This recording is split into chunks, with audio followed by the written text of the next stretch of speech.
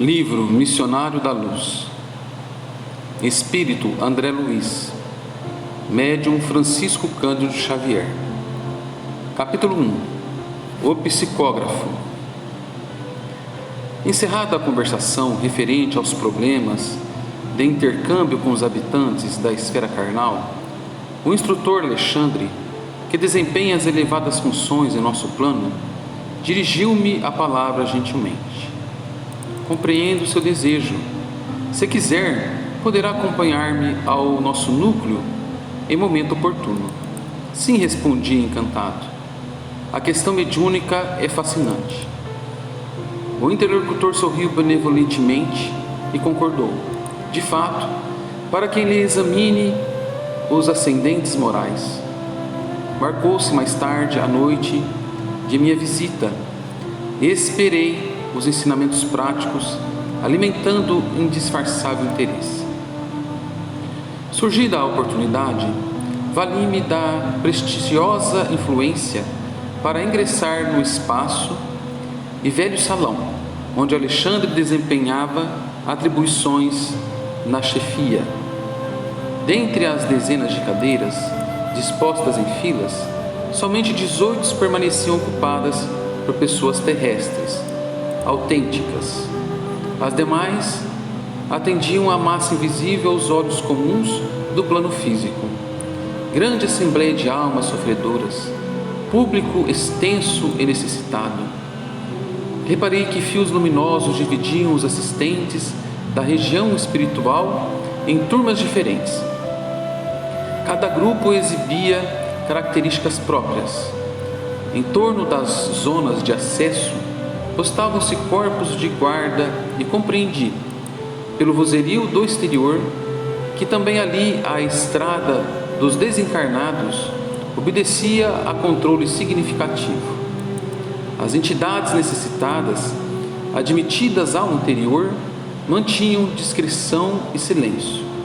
Entrei cauteloso, sem despertar a atenção na assembleia, que ouvia emocionadamente a palavra generosa e edificante de operoso instrutor da casa.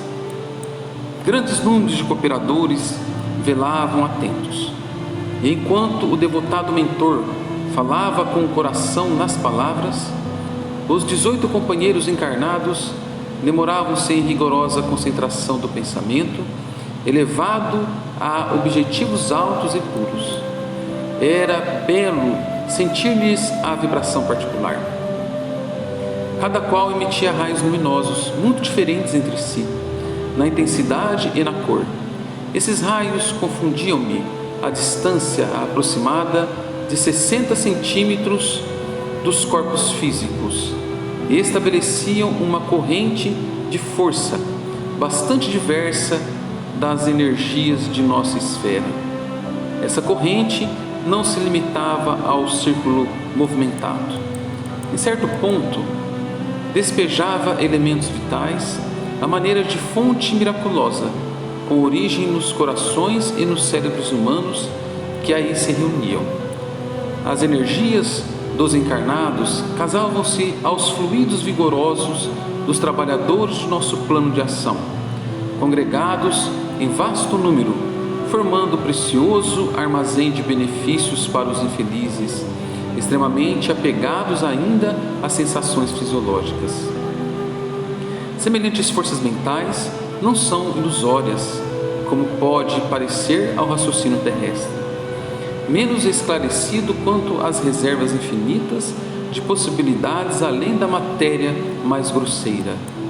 Detinha-se na observação dos valores novos de meu aprendizado, quando meu amigo, terminada a dissertação consoladora, me solicitou a presença nos serviços mediúnicos. Demonstrando-se interessado no aproveitamento integral do corpo, foi muito comedido nas saudações. Não podemos perder os minutos, informou. E, designando o reduzido grupo de 6 entidades próximas, esclareceu. Esperam ali os amigos autorizados. A comunicação? Indaguei.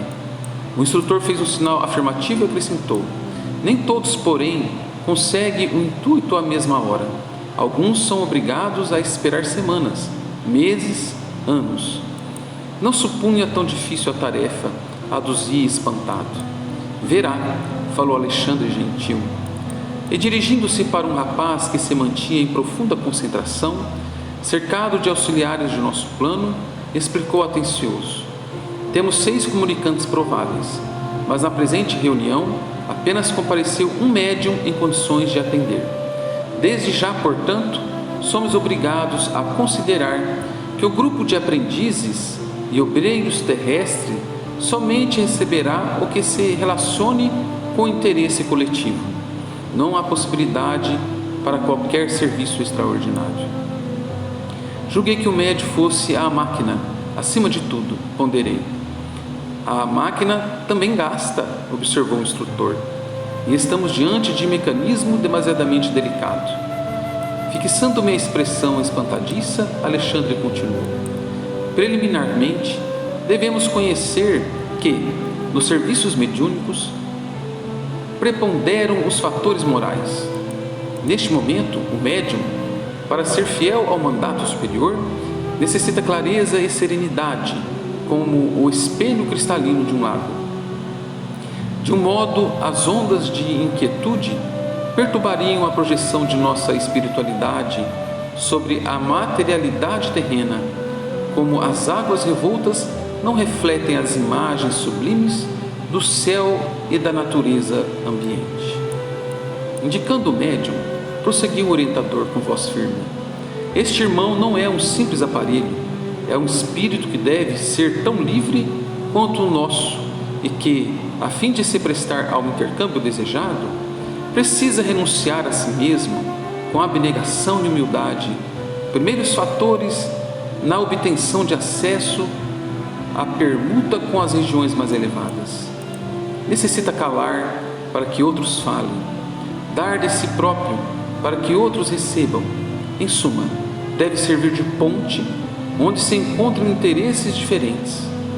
Sem essa compreensão consciente do espírito de serviço, não poderia atender aos propósitos edificantes. Naturalmente, ele é responsável pela manutenção dos recursos interiores, tais como a tolerância, a humildade, a disposição fraterna, a paciência e o amor cristão. Todavia, precisamos cooperar no sentido de manter-lhe os estímulos de natureza exterior, porque se o companheiro não tem pão, não tem paz relativa, se lhe falta assistência nas aquisições mais simples, não podemos exigir-lhe a colaboração redundante em sacrifício.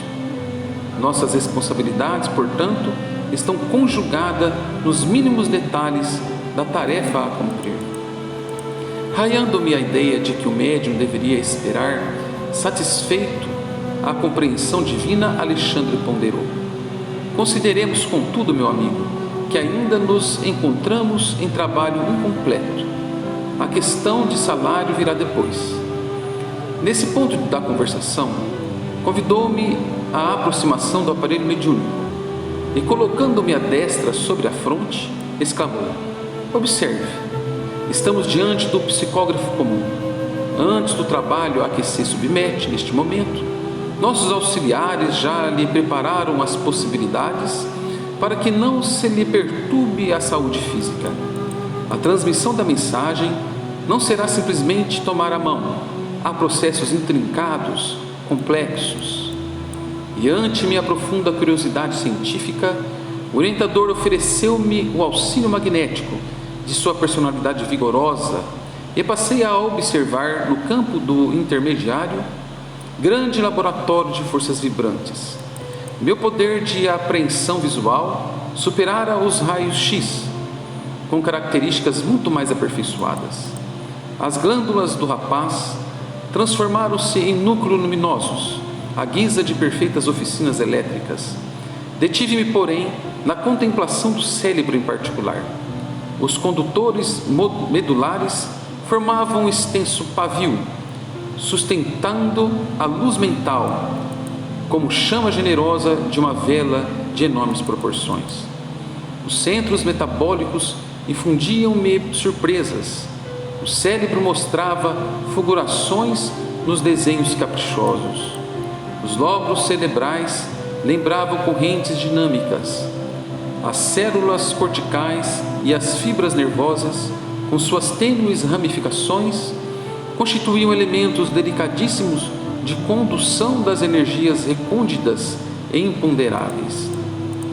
Nesse concerto sobre a luz mental indefinível, a epífise emitia raios azulados e intensos. Observação perfeita? Indagou o instrutor, interrompendo o meu assombro. Transmitir mensagens de uma esfera para outra no serviço de edificação humana, continuou, demanda esforço de boa vontade, cooperação e propósito consciente. É natural que o treinamento e a colaboração espontânea do médium facilitem o trabalho. Entretanto, de qualquer modo, o serviço não é automático, requer muita compreensão, oportunidade e consciência. Estava admirado. Acredita que o intermediário perguntou: possa improvisar o estado receptivo? De modo algum. A sua preparação espiritual deve ser incessante. Qualquer incidente pode perturbar o aparelho sensível, como a pedrada que interrompe o trabalho da válvula receptora. Além disso, a nossa cooperação magnética é fundamental para a execução da tarefa. Examine atentamente. Estamos notadamente as singularidades do corpo perispiritual. Pode reconhecer agora que todo centro glandular é uma potência elétrica. No exercício mediúnico de qualquer modalidade, a epífise desempenha o papel mais importante. Através de suas forças equilibradas, a mente humana intensifica o poder de emissão e recepção de raios peculiares à nossa esfera. É nela, na epífise, que reside o sentido novo dos homens. Entretanto, na grande maioria deles, a potência divina dorme embrionária. Reconheci que, de fato, a glândula pineal do intermediário expedia luminosidade cada vez mais intensa. Deslocando, porém, a sua atenção do cérebro para a máquina corpórea em geral, o orientador prosseguiu. A operação da mensagem não é nada simples. Embora os trabalhadores encarnados não tenham consciência de seu mecanismo intrínseco, assim como as crianças em se fartando no ambiente doméstico não reconhece o custo da vida ao sacrifício dos pais. Muito antes da reunião que se efetua, o servidor já foi objeto da nossa atenção especial, para que os pensamentos grosseiros não lhe pesem no campo íntimo. Foi convenientemente ambientado e, ao sentar-se aqui, foi assistido por vários operadores do nosso plano. Antes de tudo, as células nervosas receberam um novo coeficiente magnético, para que não haja perdas lamentáveis da tigroide, corpúsculos de nicel, necessário aos processos da inteligência.